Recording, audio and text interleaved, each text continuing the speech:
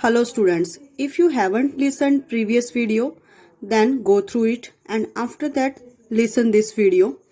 That's this miscellaneous part, yani miscellaneous examples and requirements. As we have already discussed, well-defined objective function.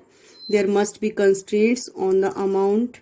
There must be alternative course of action and decision variables should be interrelated and non-negative. The resources must be limited in supply. And different type of linear programming problems that we have already discussed. Manufacturing problem, diet problem, transportation problem that we will discuss now, and allocation problem. Very first example from miscellaneous exercise.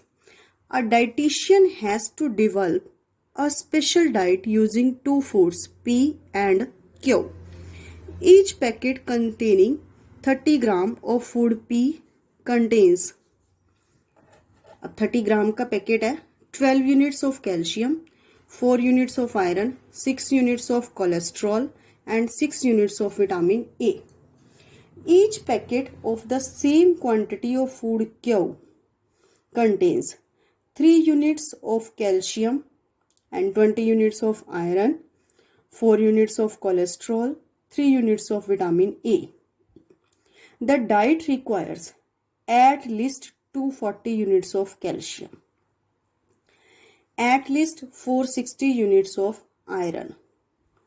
That means you can use greater than or equals to, and at most यानी ज़्यादा से ज़्यादा 300 units of cholesterol, यानी less than or equals to 300 units. इतना ही use कर सकते हो, उससे कम बेशक यूज कर लो, उससे ज्यादा यूज नहीं कर सकते. How many packets of each food should be used to minimise the amount of vitamin A in the diet. What is the minimum amount of vitamin A? So keep your pencil and notebook ready. Firstly make a table. Food P, food Q, calcium, iron, cholesterol and vitamin A.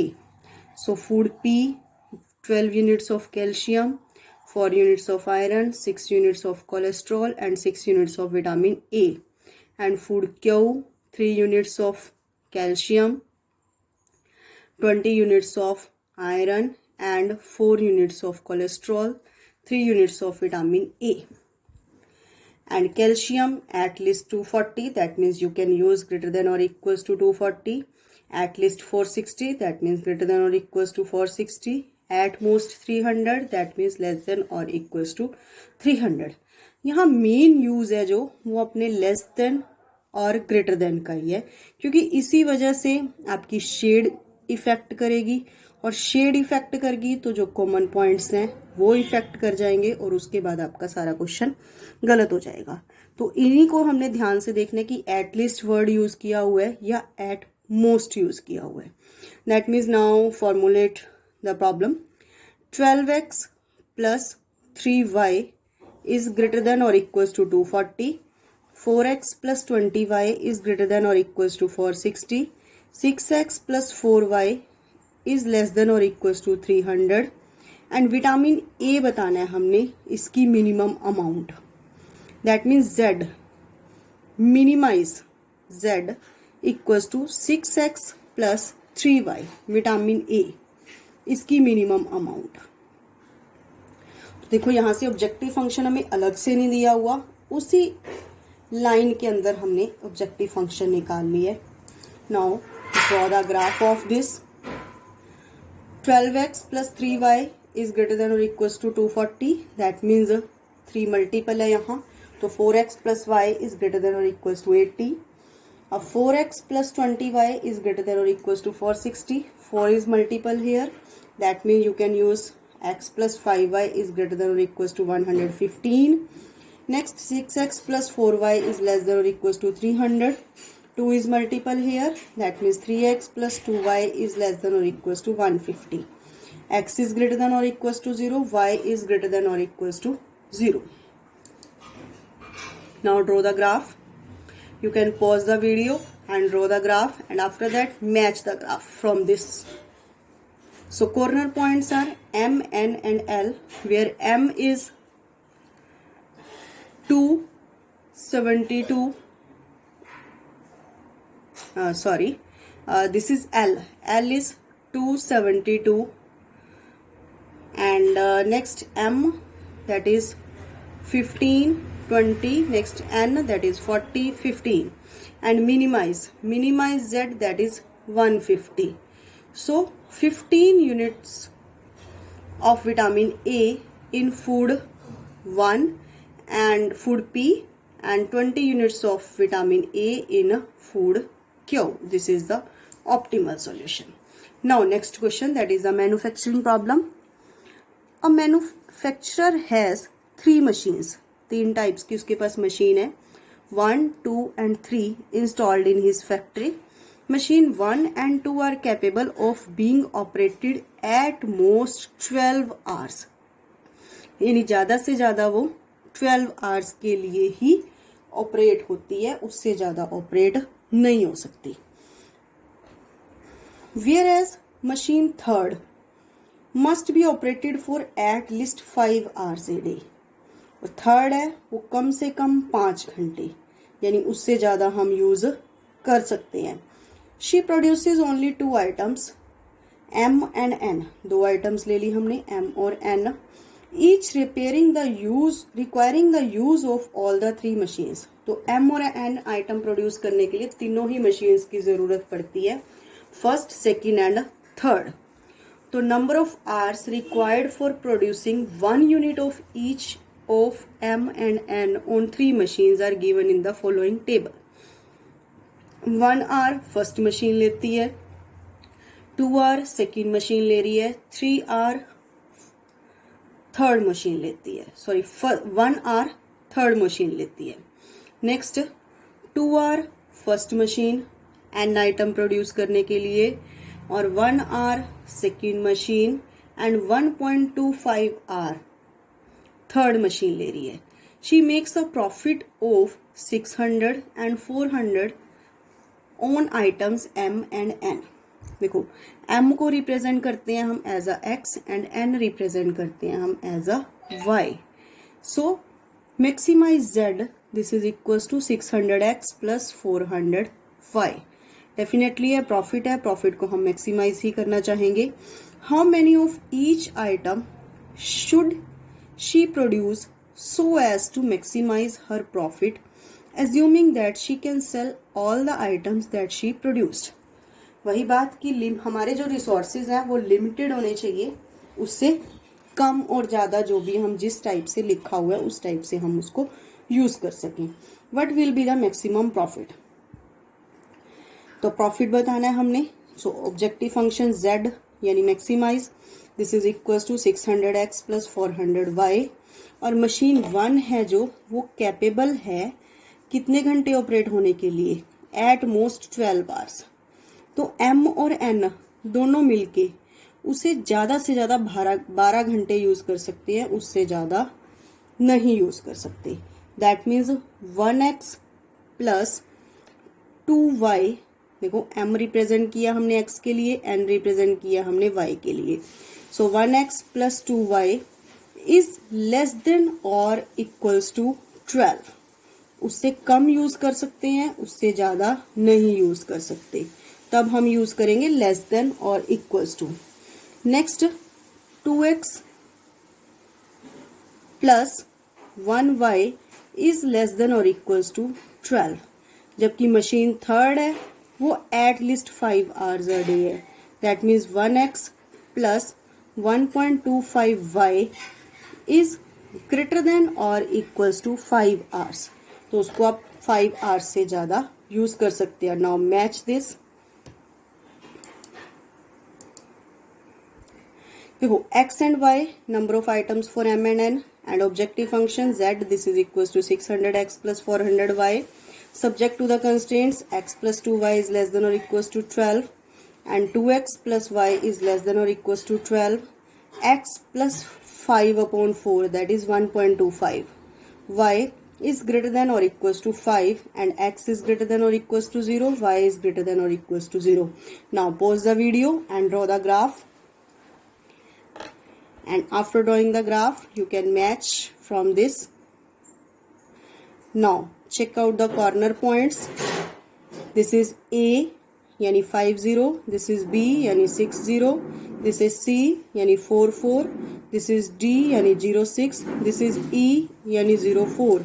Now check Z at these corner points. So where is it maximum? That is 4 यानी 4 units of M item and 4 units of N item. So this is its answer. Now next question, that is transportation problem. So there are two factories located, one at a place P and other at a place Q. From these locations, a certain commodity is to be delivered to each of the three depots situated at A, B and C. The weekly requirements of the depots are respectively 5, 4 units of the commodity, while the production capacity of factories at P and Q are respectively 8 and 6 units. The cost of transportation per unit is given below. यानी from factory P to A depot 160 है cost. From factory P to B depot that is 100 है cost. From factory P to C depot that is 150 cost. From factory Q to A depot 100 है cost. From factory Q to B depot 120 cost. From factory Q to C depot that is 100 cost. How many units should be transported from each factory to each depot in order that the transportation cost is minimum? And what will be the minimum transportation cost? अब इस question को आप एक different type की table बना के वैसे solve करोगे. According to the question there are two factories, factory P and factory Q, and there are three depots where a certain commodity is to be delivered. Three depots which are depot A, depot B and depot C. The weekly requirements of the depots are respectively 5 and 4 units. That means depots की weekly requirement 5 unit, 5 unit and 4 unit. While the production capacity of the factories at P and Q are 8 and 6 unit. इनकी production capacity है 8 unit और 6 unit. अब production होगी और जो भी सामान है वो भी डिलीवर होगा तो आपको ट्रांसपोर्टेशन कोस्ट भी लगेगी. तो ट्रांसपोर्टेशन कोस्ट P फैक्ट्री से जब A को सामान जा रहा है तो ट्रांसपोर्टेशन कोस्ट लगती है 160 रुपीज़. अब P से जब B को सामान जा रहा है तब ट्रांसपोर्टेशन कोस्ट है 100. P से जब C को सामान जा रहा है तब ट्रांसपोर्टेशन कोस्ट है 150. नाउ सेकंड, यानी जब Q से A को सामान जा रहा है तब ट्रांसपोर्टेशन कोस्ट है 100 एंड Q से जब B को सामान जा रहा है तब ट्रांसपोर्टेशन कोस्ट है 120 और Q से जब C को सामान जा रहा है तब ट्रांसपोर्टेशन कोस्ट है 100. Is this okay? How many units should be transported from each factory to each depot.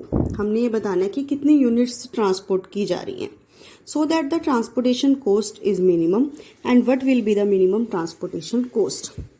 अब कितनी कमोडिटी किसके पास जा रही है हमें नहीं पता, तो हम लेट कर लेते हैं कि P से A को X यूनिट्स जा रही हैं.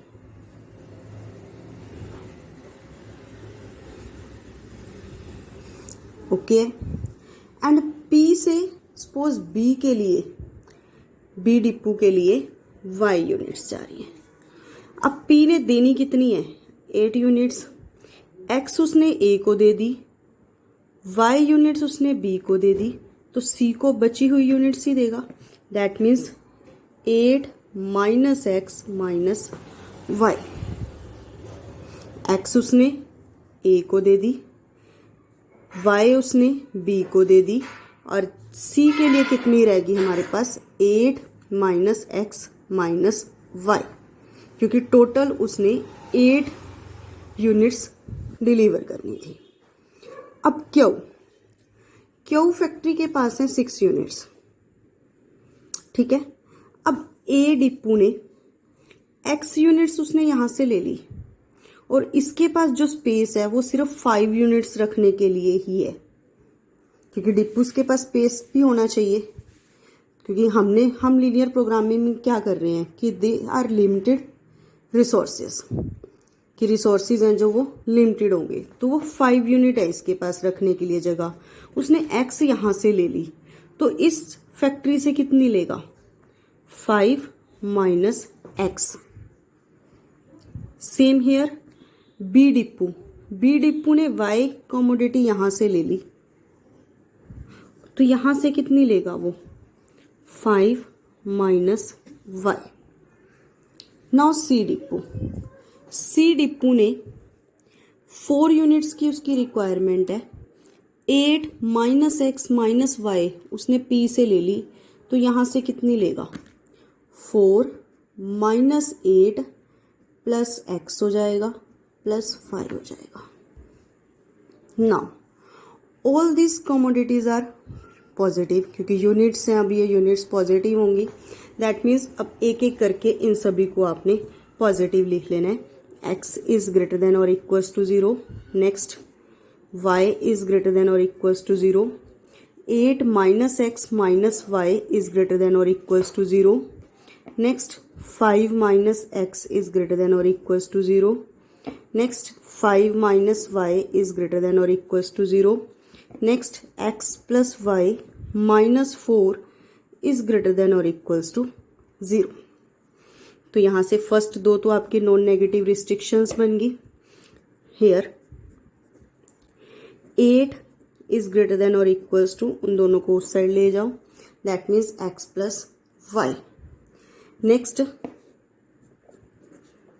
5 इज ग्रेटर देन और equals to x, 5 is greater than or equals to y, x plus y is greater than or equals to 4. That means your constraints are this. Now come to the objective function. Objective function क्या है, transportation coast. इन्हीं units के लिए cost लगेगी, that means z, this is equals to जितनी जितनी units हैं उसको उसी की कोस्ट के साथ मल्टीप्लाई कर दो।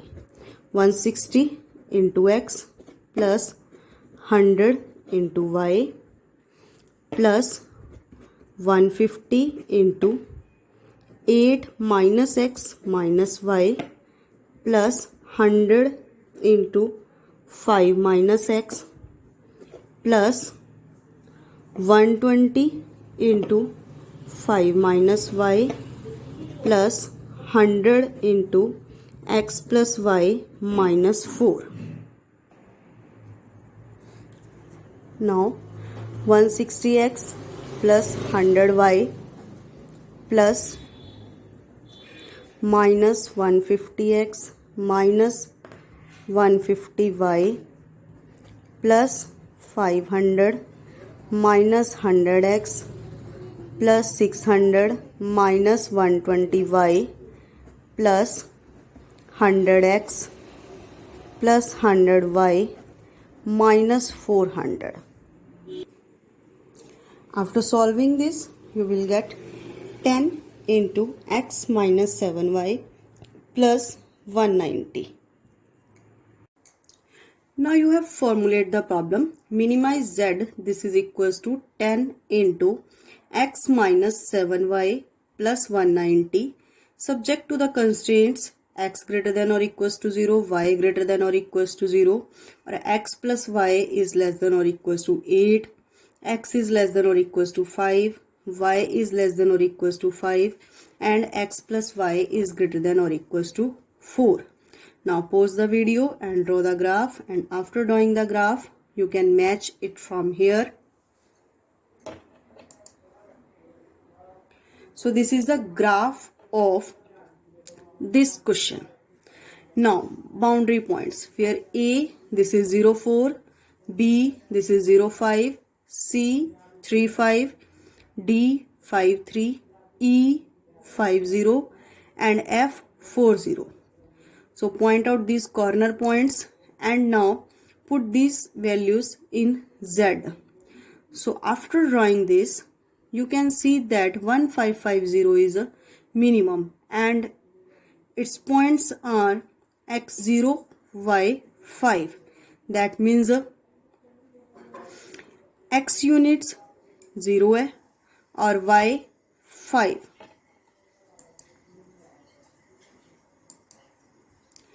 Now fifth question from miscellaneous exercise. An aeroplane can carry a maximum of 200 passengers. A profit of rupees 1000 is made on each executive class ticket and a profit of 600 is made on each economy class. तो उस aeroplane के अंदर 200 passenger बैठ सकते हैं और दो तरह की टिकट्स हैं, एक एग्जीक्यूटिव क्लास टिकट और दूसरी है economy class ticket. So the airline reserves at least 20 seats for executive class. तो कम से कम एग्जीक्यूटिव क्लास के लिए 20 सीट्स रिजर्व हैं. However, at least 4 times as many passengers prefer to travel by economy class than by the executive class. यानी कम से कम 4 गुना लोग हैं जो प्रेफर करते हैं इकोनॉमी क्लास से, इकोनॉमी क्लास टिकट से, then by the executive class ticket. So determine how many tickets of each type must be sold in order to maximize the profit for the airline. What is the maximum profit? So very first constraint that is already written here, x is greater than or equals to 20. That means we have choose executive class as a x. At least 20 यानी कम से कम 20, तो उससे ज़्यादा हो सकती है. सो x is greater than और equals to 20. अब x है आपके पास एग्जीक्यूटिव क्लास के लिए और y है आपके पास इकोनॉमी क्लास के लिए. एंड z मैक्सिमाइज करना है हमने. प्रॉफिट 1000 एग्जीक्यूटिव क्लास के लिए और 600 इकोनॉमी क्लास टिकट के लिए. That means 1000x plus 600y. Now next, an aeroplane can carry a maximum of 200 passenger, यानी x प्लस y, तो उससे ज़्यादा तो ले नहीं सकते, उससे कम बेशक ले लें, इज लेस देन और इक्वल्स टू 200. तो जब एरोप्लेन के अंदर सीट ही नहीं होंगी तो उससे ज़्यादा पैसेंजर कैसे कैरी होंगे, हो ही नहीं सकते. So x plus y is less than और equals to 200. And next, airline ने रिजर्व की हुई है कि कम से कम 20 सीट्स हैं जो वो एग्जीक्यूटिव क्लास के लिए हैं. सो x इज ग्रेटर देन और इक्वल्स टू 20. एंड नेक्स्ट है कि कम से कम 4 टाइम्स पैसेंजर हैं जो इकोनॉमी क्लास प्रेफर करते हैं. तो कम से कम 4 यानी उससे ज़्यादा यूज कर सकते हैं. सो 4x आपके पास एग्जीक्यूटिव क्लास को 4 से जब हमने मल्टीप्लाई किया तो वो इक्वल हो जाएगा, लेकिन इसने वर्ड यूज किया एट लीस्ट यानी उससे ज्यादा. तो y इज ग्रेटर देन और इक्वल्स टू 4x.